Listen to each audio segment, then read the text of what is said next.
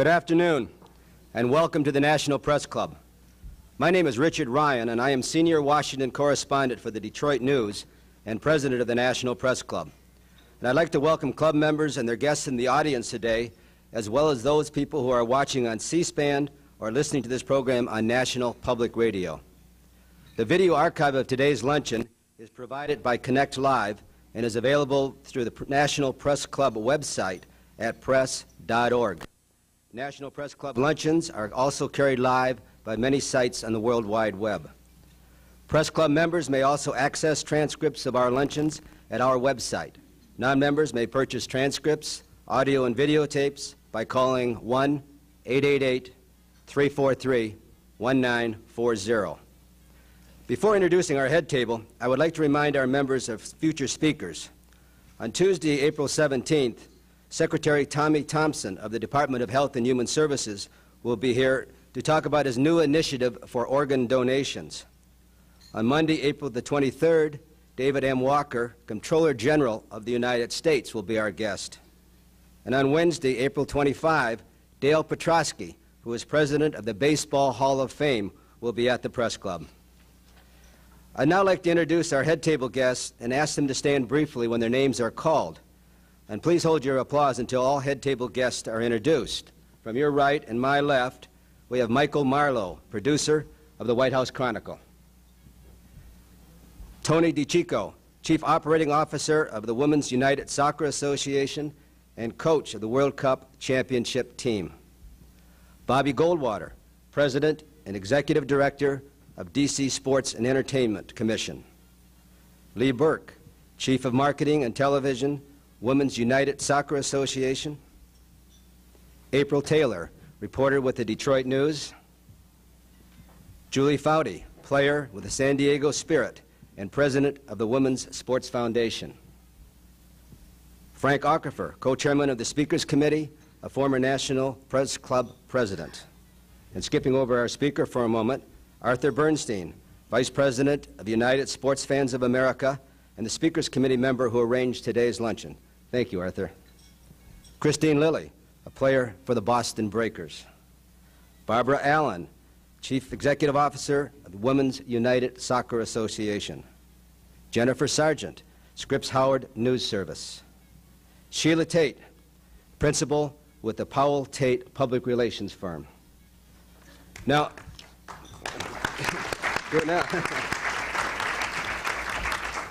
Now, if you have questions, and I trust you will, please write them on the cards that are in front of you and address them not only to our speaker, but also to Julie and Christine, who will be here to answer questions as well. Today, instead of the single newsmaker we normally have at our National Press Club, we have three. You just met two of them, Julie Foudy and Christine Lilly. The third, John Hendricks, founder, chairman, and CEO of Discovery Communications Incorporated. Little. That's true. Not bad. There's the principal organizer of the new Women's Professional Soccer League, which debuts tomorrow with a game here in Washington. Who can forget that day in the Rose Bowl in 1999 when the U.S. women's soccer team defeated China for the World Cup? Julie and Christine were both members of that team. And Christine made the defensive play of the game when she blocked with her head at the goal line what appeared for a moment would be the winning goal for the Chinese team in sudden death.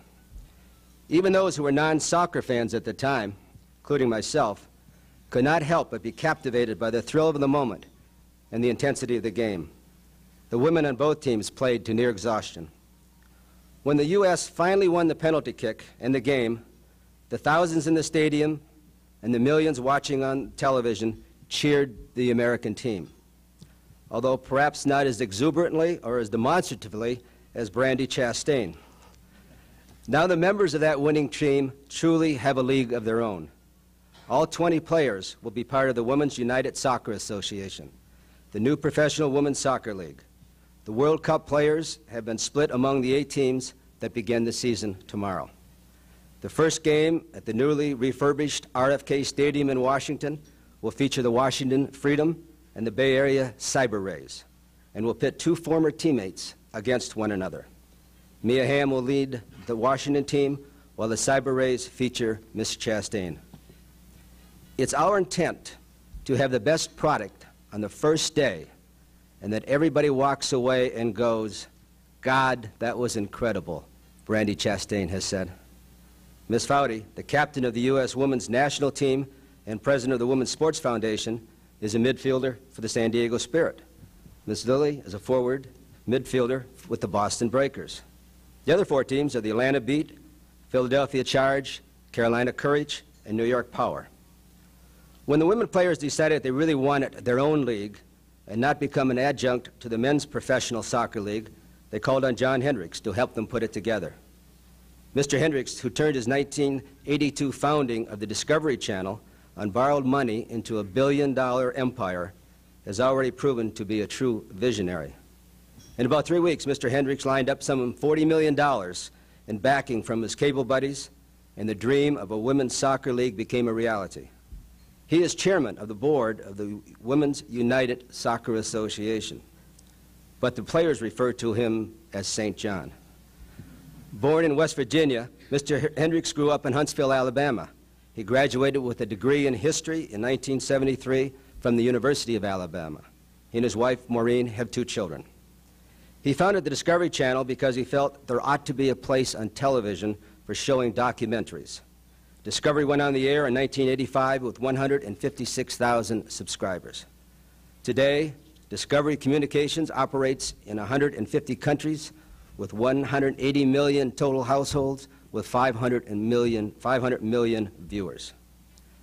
Mr. Hendricks' Communications holdings now include the Learning Channel, Animal Planet, Travel Channel, Discovery Health Channel, Discovery Kids, several digital channels, Discovery.com, and 165 Discovery retail stores. So now he and the women's soccer players are counting on his Midas touch to extend to the new soccer league. As Ms. Foudy has said, quote, "You only get to launch a league but once, and we want to do it right." So please join me in welcoming John Hendricks, Julie Foudy, and Christine Lilly to the National Press Club. Mr. Hendricks.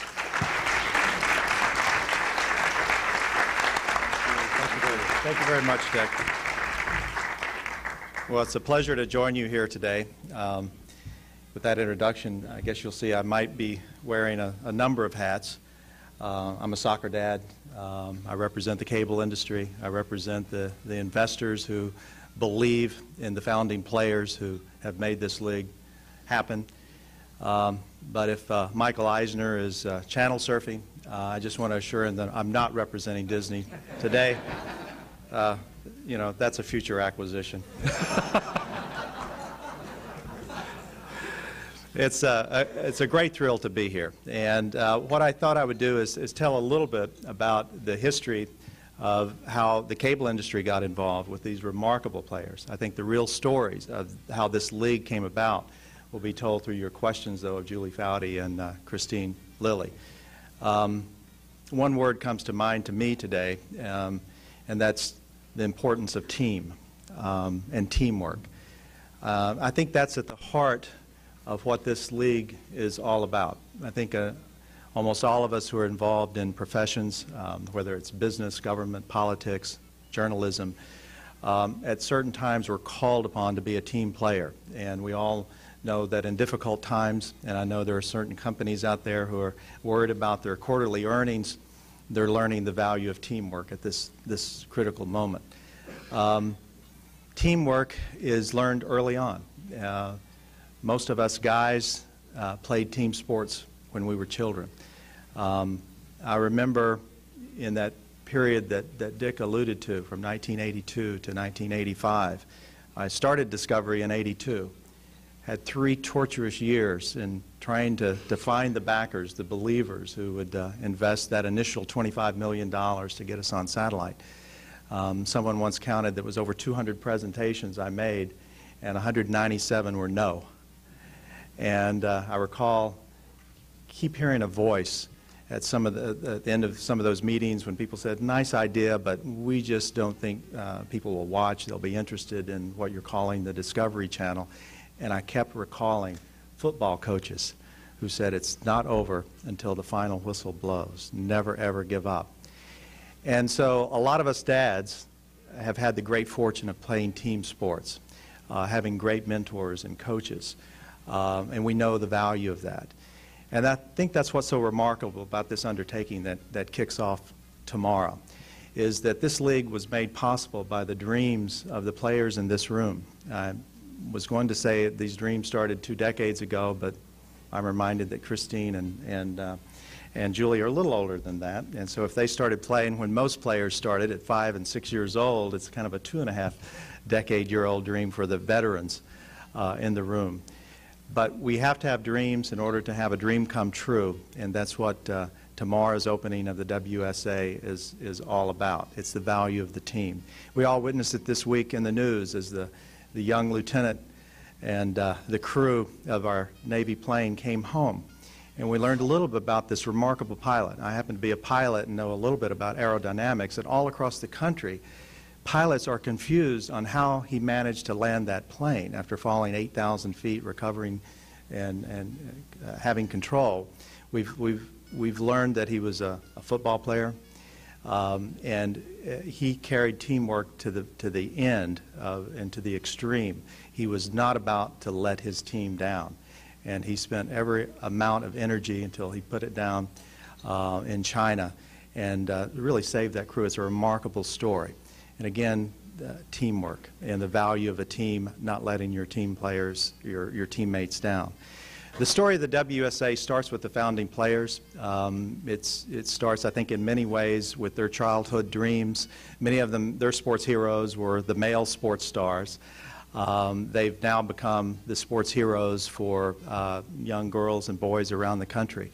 But in 1991, the women's U.S. national team landed back in the United States, having come back from a successful World Cup outing in China, and won the World Cup for the first time. And that really, I guess, is probably a keystone moment in the history of the sport. Young players were on that team, Christine Lilly at the time, and Julie Foudy, Mia Hamm, others that are in the room today. And they set upon a 10-year quest to really demonstrate excellence, demonstrate teamwork, and demonstrate that it really could be done, that it could be developed in this country, a phenomenal following for women's team sports, and introducing all over the world the excellence in soccer that they have demonstrated. There was a character-building experience in 1995 as they lost to Norway at the World Cup, but they came back strong in 1996. A number of us were in the stands in the Olympics in 1996 in Athens, Georgia, where we witnessed over 75,000 people, this incredible sporting event. I was in the stands with my wife, Maureen, my children, Andrew and Elizabeth, and I was struck by how the fans were connecting, not with the stars that we had read about in the press, but with almost all of the players. I sat there, but I knew that there was one missing ingredient, and that was television. As you might recall, NBC failed to telecast that phenomenal sports event. And I felt, just as someone in the television industry, that with the addition of television exposure, this would be something to behold on the American sports scene. Several years later, I was introduced to the players. They were in the process of starting a league. It was close to the time of the 1999 World Cup. I recall several of the people who are in this room, like Tony DeChico and Julian Foudy and I, were in a meeting with U.S. Soccer. And some of the advisors to the soccer powers were kind of looking at the glass half empty. But Julie Foudy, the players, Tony DeChico, Lauren Gregg, and others believed that something magic could happen with the addition of television and with the play that America was going to witness in the summer of 1999. A lot of people kind of laughed at the prospect of playing in large stadiums, but the players believed in themselves. They insisted that they would probably need Giant Stadium. They would need Jack Kent Cooke Stadium here in Washington, D.C., and look at the phenomenal showing that happened in that year. There are a lot of people now who doubt the potential success of a women's soccer league. And again, we kind of welcome those people who look at the world with a half, seeing the glass half empty. I think what you'll see today, and certainly tomorrow on the field, is those people who dream and see the glass half full. The league came about after the winning of the World Cup that established in the American mind these great female sports heroes. They graced the cover of all the news weeklies, People magazine, and this, I think, then was another pivotal moment in the development of the league, which kicks off tomorrow. The players, we needed money.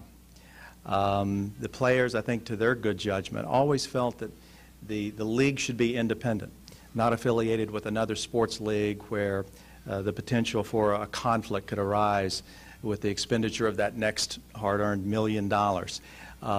They felt that the league should be entirely focused on the success of the women's game in soccer. And I think that was a terrific decision that they made. Enter then in the December of 1999, the investors who came together to really back these women and invest in their dreams. And those companies that have joined the founding of WUSA are Cox Enterprises and Cox Cable. They're represented on our Board of Governors by Jim Kennedy and Jim Robbins. Other publishing families are involved. For instance, one of the teams is owned by Time Warner, the Carolina team, Time Warner Entertainment, Advance Newhouse. And of course, the Newhouse family has a great tradition, not only in publishing and cable television, and they're firm backers of this product. Time Warner Cable, operators of the New York team, they will be instrumental to the success of this league. They're represented on our board by Fred Dressler, and with the merger with AOL, just think of the resources of now AOL, Time Warner, bringing to bear on the success of this league. Assets ranging from Sports Illustrated, TNT, who will broadcast the game tomorrow at 2 p.m. Eastern Time on Saturday, as well as cable exposure across the country.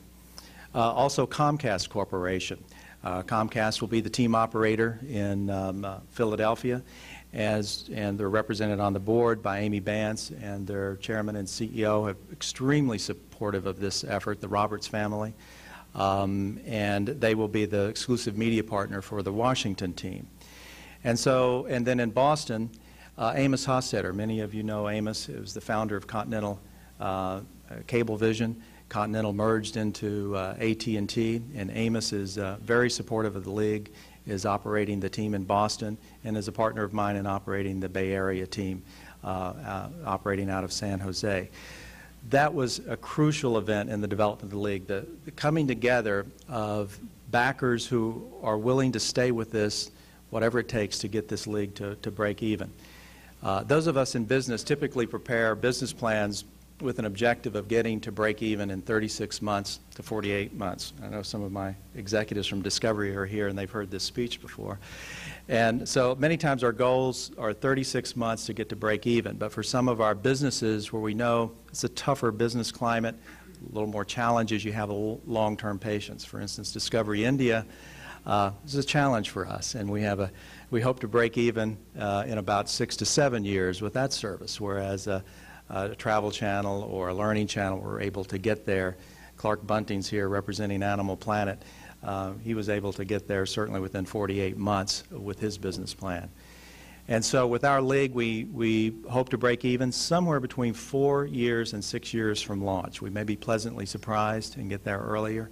There's a number of targets that we're hoping to reach, most of which depend upon the support of the fans. And here again, we're optimistic. We're optimistic that at a minimum, 7,000 to 8,000 people will turn up to each event of the WUSA. So we're greatly heartened that as of a few moments ago, we're up to around 25,000 seats sold at RFK Stadium. And if history is any guide, we expect perhaps maybe 4,000 or 5,000 people will show up at the stadium tomorrow for general admission tickets. So I think we have a great send-off for the league. The games, television again is this important element. The games will be nationally televised on TNT and CNNSI.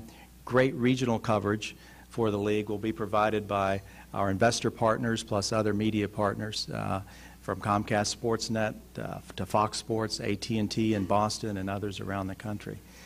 So tomorrow is all about dreams coming true. We hope that all of you will watch. We encourage all of your suggestions. I heard Mia Hamm last night tell Brian Williams on MSNBC that this is a year of learning, because we have the attitude that we don't have all the answers. And we look forward to the fans participating in the development of this league. We look forward to sponsors. We look forward to all the journalists recognizing the importance of this undertaking. Many of us open the sports page every day dominated by the team sports coverage for the male sports.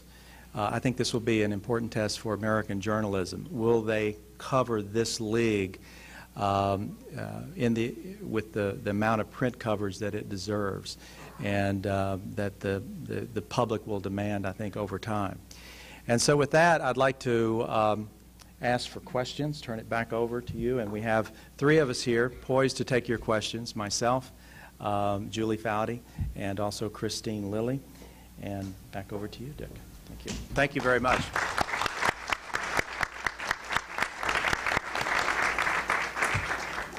Thank you, and you have to promise me that you will tell me first when you acquire the Disney Channel. Okay. We have a number of questions. This one would like to know, who are the investors and sponsors behind the new league? I think I covered the investors. I'll run through them again. Myself, Amos Hofstetter as individuals, and then the corporate investors are AOL Time Warner, and then AOL Time Warner has two divisions that are actually the team operators, and that's Time Warner Cable and Time Warner Entertainment Advanced Newhouse Partnership, which will operate and made the investment for the Carolina team.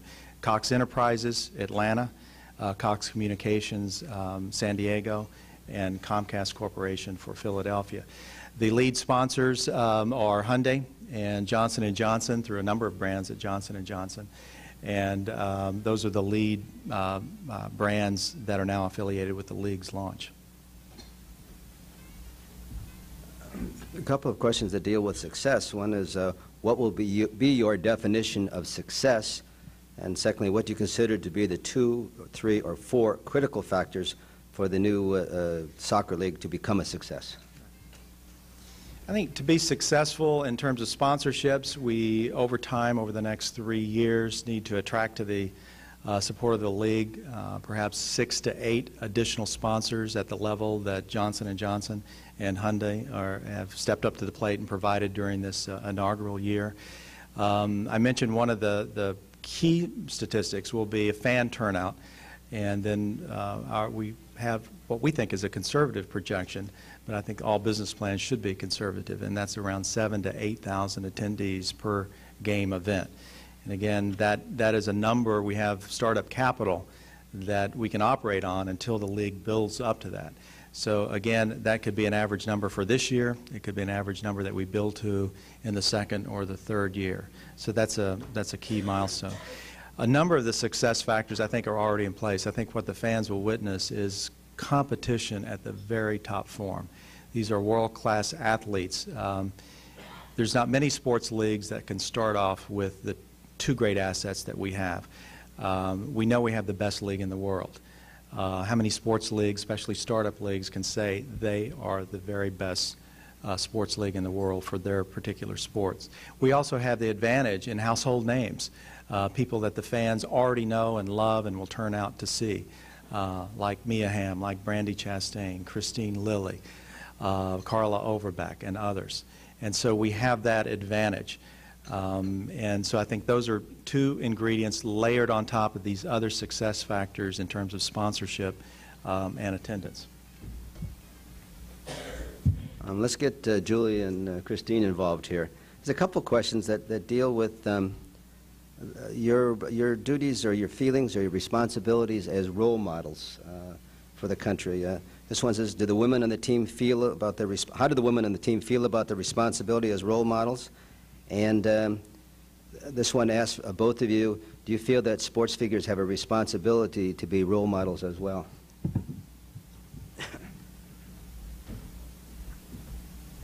Hello. Well, I think, first off, what I've learned with playing throughout the national team is basically our team naturally live our lives. We don't do anything special. We just are ourselves. And I think when young kids come up to us and basically ask us for an autograph, it's the greatest feeling in the world. And I think besides playing soccer, I think my greatest thing about what has happened is being a role model.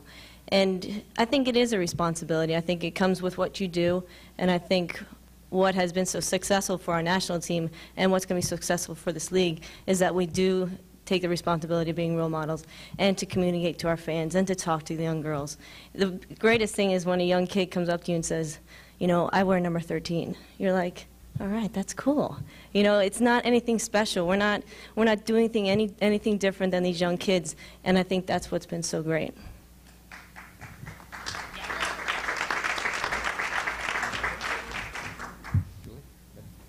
That's for both of you.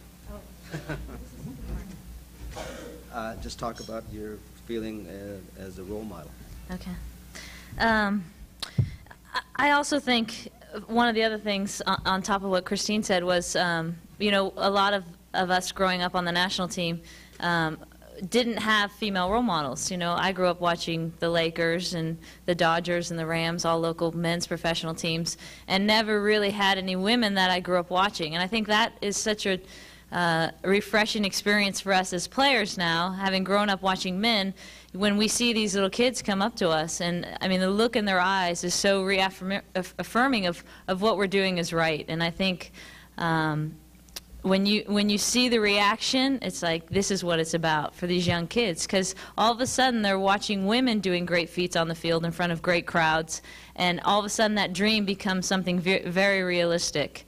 And I mean, I couldn't even imagine, we were talking amongst ourselves after the World Cup of how wonderful that would have been to sat in the stands with 100,000 other people at the Rose Bowl watching a World Cup and watching women play a World Cup. You know, we grew up watching men do that. So I think with this league, that's really our goal and our vision as players. Was we said we want the kids to feel connected. We want them to meet the players. We want to be accessible. We want to sign autographs. We've been very successful on the national level doing that and tying in with these kids and forging a great relationship with them. And so in each of the 8 cities, all the national team players have said, from, you know, the founding player down to the 20th player, make yourself available, because I think in professional sports today that's sometimes lost. And I think, you know, that's where we find ourselves different, is we're going to connect with that fan, and we're going to connect with that young kid like we've done with the national team, and feel that it is our responsibility, because we do make a difference.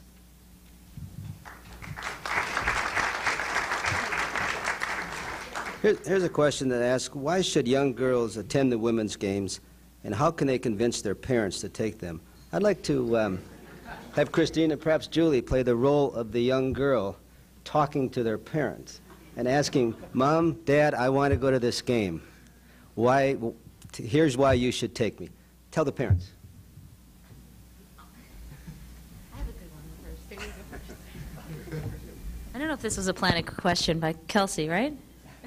Kelsey just came up to me to take a picture before we started, and I said, Kelsey, are you going to the game tomorrow? She said, no. I said, why not? My parents don't want to go. Right? Well, I said, really? Are your parents here? Yeah, Dad. Raise your hand, Dad. So I brought Dad over. Kelsey's now going to the game tomorrow. But I think one of the things that's going to drive this league is exactly that. I mean, kids love this team, young kids. They want to go out. And what we found is we want to make it a goal to make ticket prices affordable so the whole family can come. And so Kelsey can say to Dad, Dad, get me a ticket, you know, and not just don't bring me, let's bring the whole family. And we found that that's our target audience, the young families, the young kids, and with the ticket package we have, I think average ticket costs are $11. It will be affordable. They can bring the whole family. So Kelsey is now going to the game tomorrow. No pressure. I think also as young kids, dads always take their boys to games, and I think this is a great opportunity for dads to take their girls to sporting events. And basically, the young girls want to go, and now it's to show Dad, hey, you know what, girls can play too. And I think that's going to be another aspect that's going to bring the parents and kids to the game as well. Mr. Hendricks, we have some questions here that just want some basic information about the new league. How long is the season? What's the structure of the games? What's the number of games? How many games will be on television? And this one, what's the league website? I'll leave those there for you to look at. WSA.com, right? Yeah, the league site is easy. It's www.wsa.com. So WSA.com will get you. Huh? Yeah. Yes, that's right. And so that's the basic on the website, and I think you'll find a great site there. It was relaunched about a week ago. It was terrific before, but I think the people who revisit will discover a whole new entertainment experience online at WSA.com. The basics of the league, it'll be around 5-month seasons, kicking off tomorrow. It will culminate in the later weeks of August as we work toward a championship game. So it's long. It's 8 teams, 5 months long as a season. There are 8 teams. Each team will play approximately 20 games each. And since there's 2 teams on at each game event, it translates into 80 games. Of that, we have a phenomenal number of games that will be on television. Around 20 to 25 games will be nationally televised. Another 40 games will be televised regionally. And so in each market that has a team, you'll have a terrific amount of coverage, perhaps 3 or 4 games on national television, with about 7, 8, or 9 in some markets on regional television. Here in the Washington area, for instance, Comcast Sportsnet will be the exclusive regional provider of games. So we feel extremely confident with the television exposure that we'll have for this league. And so those are the basics of the league. And again, it's going to be tremendous to watch the progress through the year and see who emerges on top with that championship trophy at the end of August. I would also like to say another ingredient of coming to the events.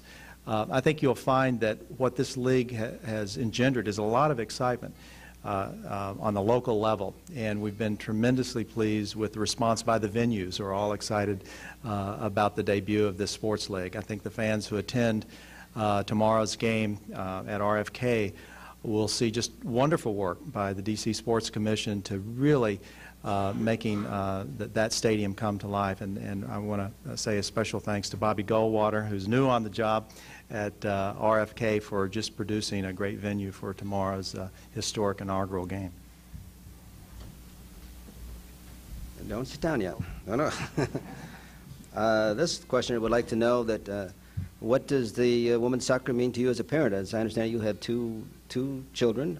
Both are soccer players. Is that correct? And what does that mean to you as a parent?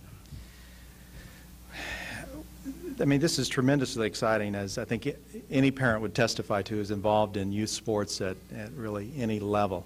Again, I go back to what I was talking about at the beginning, the importance of teamwork to youth development and the importance of role models. And my daughter Elizabeth started playing when she was 6 years old. I remember her coming home from school and saying, "Daddy, you know, when they pick sides at recess, when the boys start picking sides, they always pick me first." And she got involved in soccer at that early level, and next year we're seeing her, because of her involvement in soccer, she had an advantage in the college application process by being a recruited athlete, and she'll be playing for Princeton University next year. So in terms of our family, soccer has meant a great deal in the development of our kids. Our son plays competitively for his high school. And so again, most of us guys know the value of early team sports development. This league will give those opportunities and aspirations to girls as well. So as a parent, we think this is a tremendously important undertaking. There are some sports that are, the public seems to just naturally embrace, and others that don't quite achieve a world stage. And so why do you feel that this comes about? And what are the main reasons for this? And just sort of the same idea is that why is soccer growing so much in importance? I remember when I was a kid, which was a couple years ago, but we played baseball and football, and no one really ever heard much about soccer. What's been the turnover? What's been the change? think there's several factors. I grew up and I played football and baseball. Those were my two team sports, and no one played soccer where I grew up in Alabama at the time. And what we've witnessed, though, is that soccer, in a way, is a very physically democratic sport. You don't have to be 7 feet tall to play it. It's very size irrelevant. I love it when I love watching 11 and 12-year-old girls or boys meet some of the national team players. A lot of times they're bigger than some of the national team players. And it's an immediate association that they perhaps could play this sport, regardless of their physical size. It's a sport that's not that expensive to play in terms of the equipment requirements. And so I think it's those factors that has led to its explosion at the youth level. Then from the fans' perspective, it's the nonstop action that we've all witnessed. You know, for 45 minutes in each half, you know, there are no breaks, there are no huddles, there's some injury downtime, but other than that, it's a fast-paced, wonderful game, which the world caught on to, of course, decades ago, as it's the world's favorite sport. So I think we're learning a lot in America about the value of soccer, its appeal to at the youth level, at the fan level, and in a lot of ways we're just catching up to what the world has already been on to since the early 1900s. And this is a two-part question. One I suspect you can answer, one you may not, but I think our two other guests may. First part of the question, how was it decided which founding team members would be on each of the teams? The second question is, do you have any predictions who might win the season? I'll let the players answer the second. I have not a clue how Mia Hamm ended up on the Washington Freedom. I don't have a clue how that took place. But we've all felt it was important. The founding players, who really are the basis of this league and why it exists, you know, they knew the value of splitting up, and so that the marquee talent, each market would have their star players. And so we had a process. We wanted to be responsive to the cities that the players would like to be associated with. And so I think each player, as I recall, listed about 3 top choices, and we tried to match those up equally so that no market was overloaded. And that was a process that we went through about around June, I believe, of last year. And so there was the allocation event.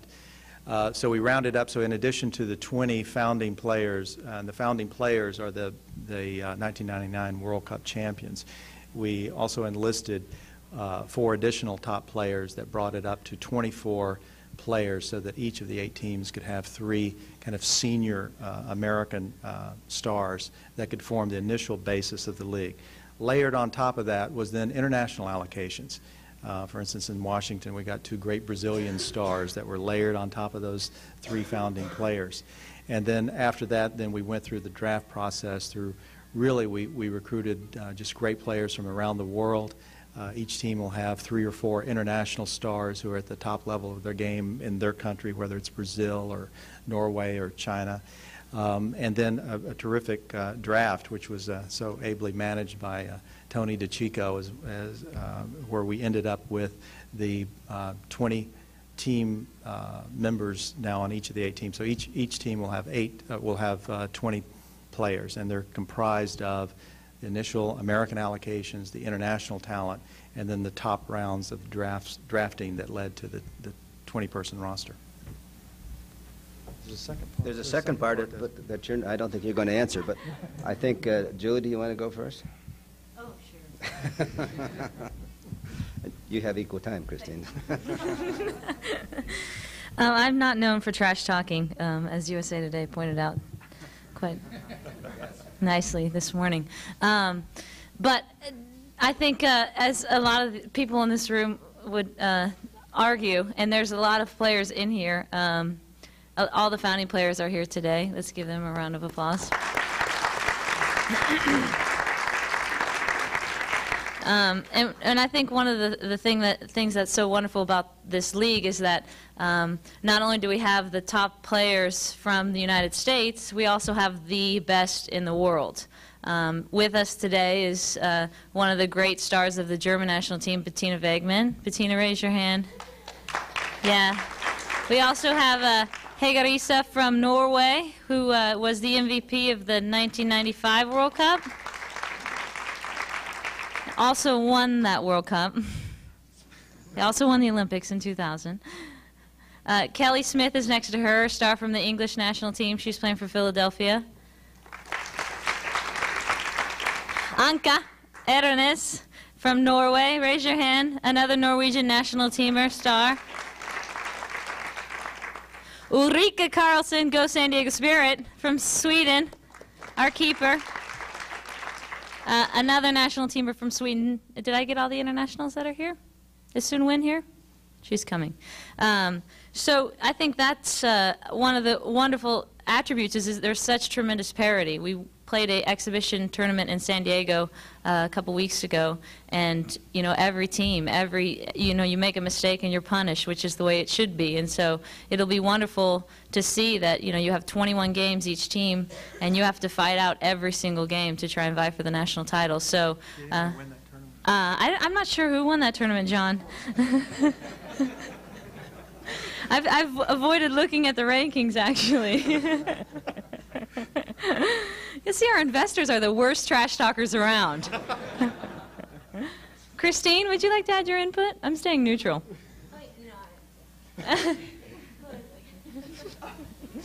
We're in D.C. We're politicians. So it's going to be a tie this year. Is that correct? Talk both Julie and Christine, if you would. The women on the World Championship team had been, and the Olympic teams have been together a long time, playing as teammates. And now all of a sudden you're going to be going against each other in something more serious than practices. How's that going to feel when you go out in that field against your former teammates? I'd like both of you to answer that. Well, that's I think the question we get most frequently asked. And the thing is, we compete every day in practice with the national team. And I think sometimes if you come to practice, it's a little bit rougher than some of the games we play. But we go after it. And the thing that is so great about all these players is everyone wants to be the best. And that's basically our goal, is to be the best. And when we step on the field, it's all about playing. And I think when you see the games and you see us go after it, you'll see that we're not teammates anymore. But when we step off the field, we'll go back to being friends. We'll talk about it. We'll pick on each other. We'll bust on each other for their missed chance to score and all that. But basically, we want to be the best, and we want to make our teams the best. And when we get back to the national team, then we can pick on the international players again.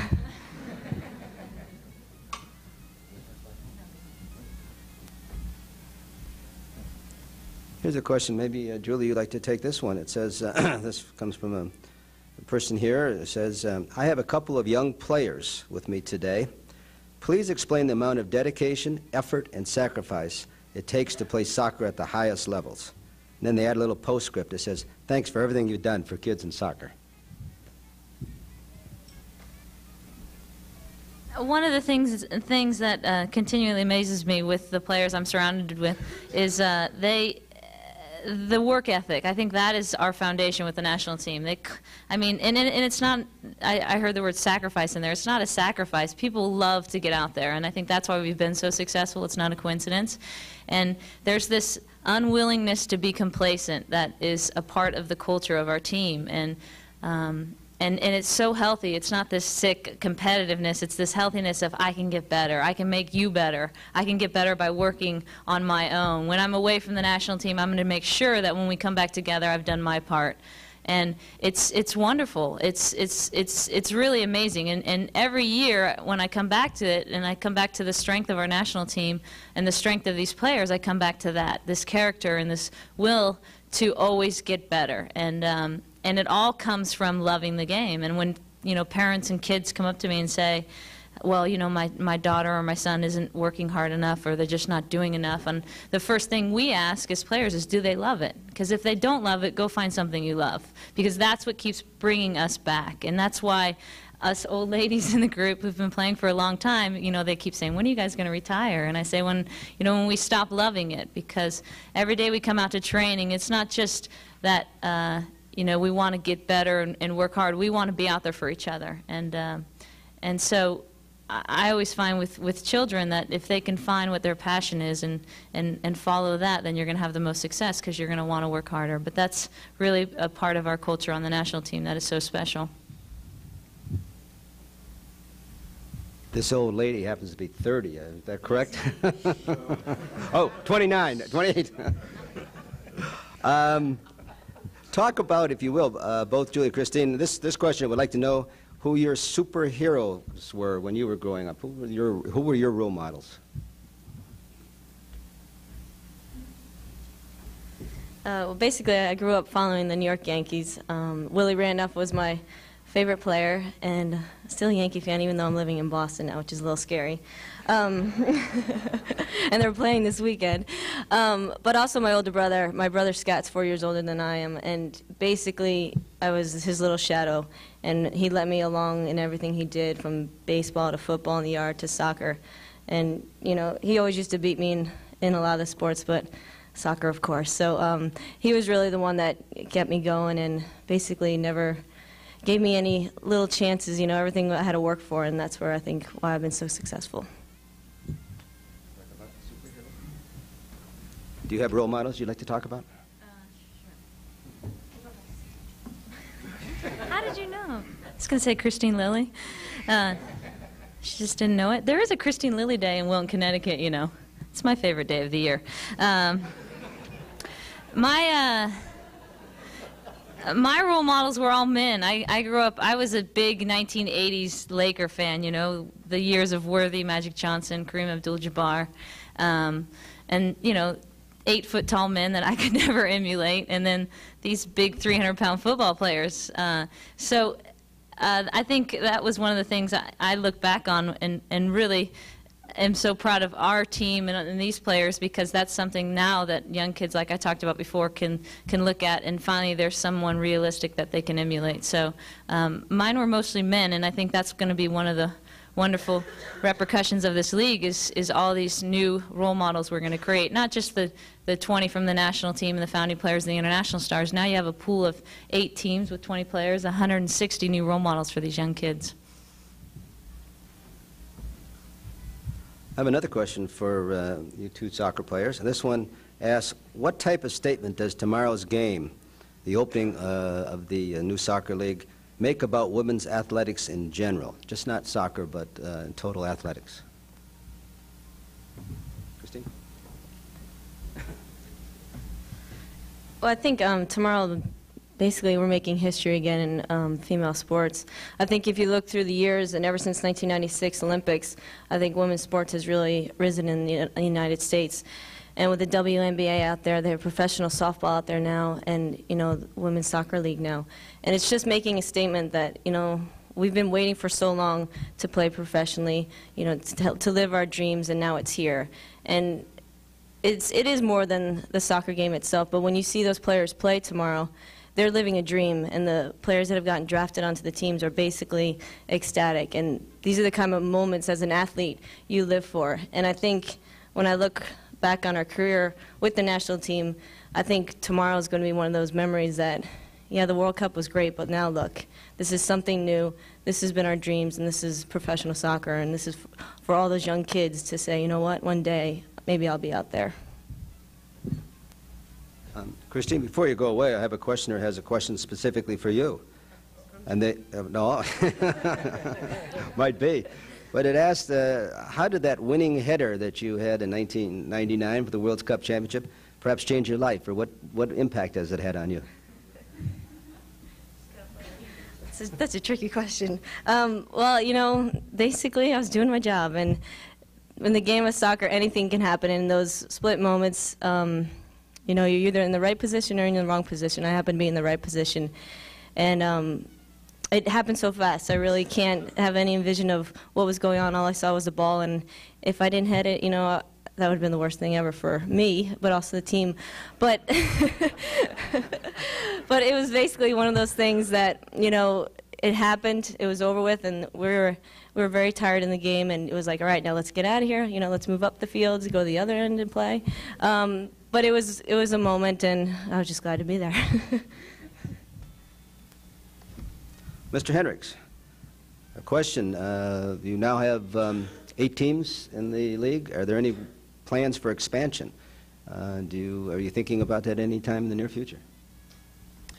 Yeah, I think it's likely over the 5-year period of development of the league that we would consider launching in several markets. I think some of the investors have won't reveal the cities, but some of the investors have already indicated markets that if we go to, they would certainly be supporters of. But I think what we really want to do is make the league launch successfully with 8 teams at the end of the season. We'll make a decision on when we go to 10 teams. That could be in 2002, or it could be as long as 2004. But we just know there's a lot of markets out there that would welcome this sport. One of the challenges is finding the proper venues for the sport of soccer. We have lots of NFL stadiums scattered across the country, and we just need a little more data on the attendance before we make a lot of the decisions on the cities that we will expand into. Does Detroit happen to be one of those cities that's on your list? Yes. Good, good, good. We can make news. Tell me, if you will, please, the difference between this league and the other professional leagues that are out there, and why this league might go when some of the other leagues, or teams, as DC United, perhaps hasn't fared so well. Well, when you think of the other leagues out there, there's the mature, established leagues, like the NFL and the NBA, National Hockey League, which are firmly established with the American public, and they're going to be around for a long time. Then there's the effort to establish new sports leagues, and again, I think soccer is a terrific sport. I'm a DC United fan, so I'm very optimistic about the future of MLS as well as WUSA. So I think it'll just take longer, more television exposure, not only for the women's league, which we've got lined up. MLS, I think, has had a terrific foundation period during their first 5 years. They're launching what we think will be a successful 6th season, and they've been helpful to us, and we've learned a lot from the MLS experience. Again, coming back to WSA, we have some advantages that other startup leagues did not have. Not all leagues have the household names to start a sports league, and the players in this room have come to define the sport and their household names for many American families. We're launching with great television exposure, and we're launching with great financial backing. And so a lot of sports leagues lack these initial kind of foundational ingredients for success. Many sports leagues can't claim that they represent, especially as a startup, the very best of their sport in the world. And as Julie was explaining, this is the best women's soccer league in the world. There's not another one out there better. We have all the great talent. And I think that is another advantage that will lend toward the success of this league. I wonder if Julie and Christine can tell us a little bit of what they see as the difference between the men's soccer and female soccer, and might we someday see a competition between the two?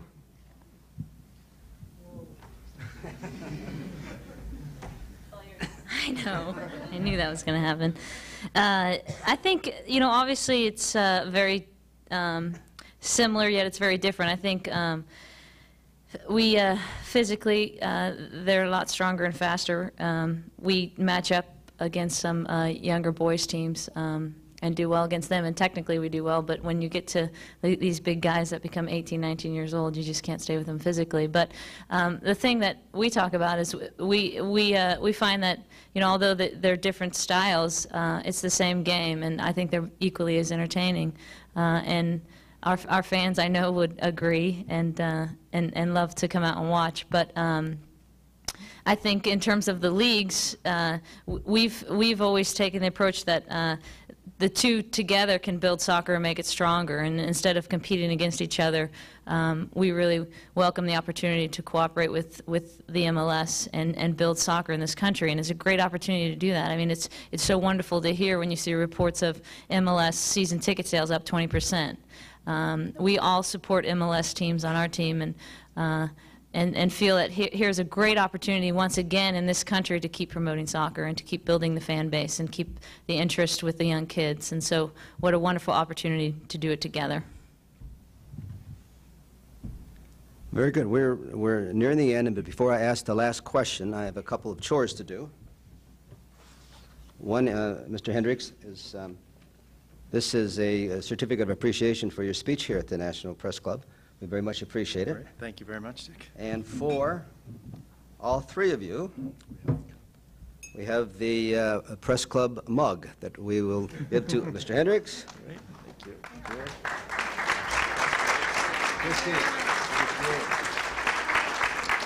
And the last question, I wonder if each of you, the three of you, might just briefly respond to this. This is sort of the second league that started up this year. The other one was the XFL. Would you just briefly compare the prospects of success with your league and the XFL?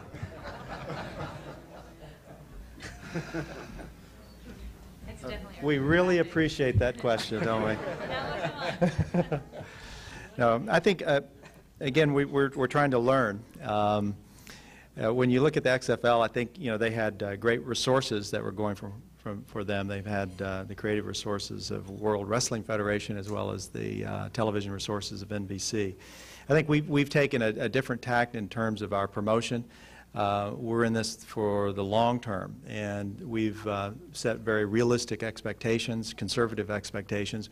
We expect to surpass them, but we want to be pleasantly surprised. And so in terms of our ratings goals and attendance goals, sponsorship goals, we know we have the financial backing. We'll be here to report back to you 3 and 4 years ago, on the 3 or 4 years from now, on our progress. And so our approach is different than lots of flash initial hype that could lead to some disappointment. And our approach is quite different from that. And that's about the only comparison I'll make. Did either of you want to make a quick reference to that? Well, thank you very much for coming. I'd like to thank you all for being here today, and I'd also like to thank the National Press Club staff members Melinda Cook, Pat Nelson, Joanne Booz, Melanie Abdel-Dermot, and Howard Rothman for organizing today's luncheon. And thanks to the NPC Library for the research. And thank you very much. We are adjourned.